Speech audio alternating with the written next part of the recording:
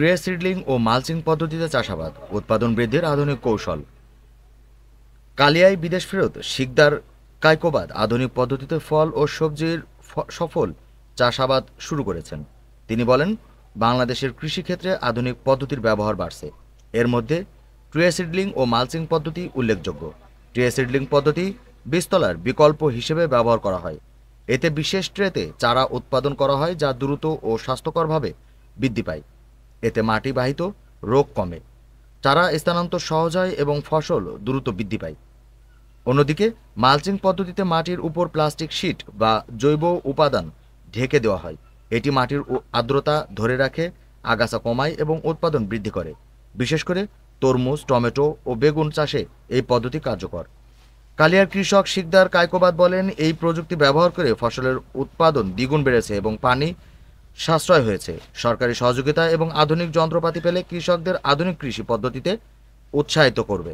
ফলে উচ্চ ফলনশীল, পরিবেশ বান্ধব এবং টেকসই কৃষি ব্যবস্থাপনা গড়ে উঠবে। দীর্ঘ সময় বসেছিলাম, 3 বছর হয়েছে এই ব্যবসা শুরু করছি এটা। তো এখানে আমার 2 বছর লস মোটামুটি।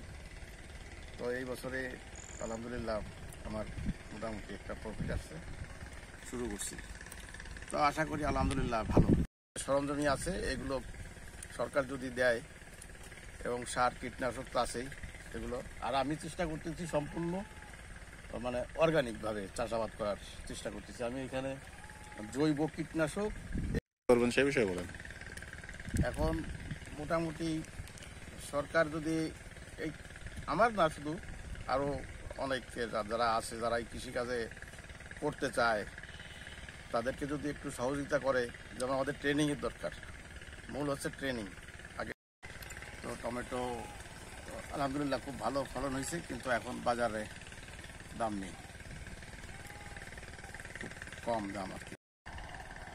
এবং টাইমটা সবাই নির্ধারণ করা লাগবে আগে, সময় এবং আধুনিক পদ্ধতি, যেরকম মালচিং দিছি, এই মালচিংটা দিতে হবে আধুনিক। ৭১-এর বাণী, ডেস্ক রিপোর্ট।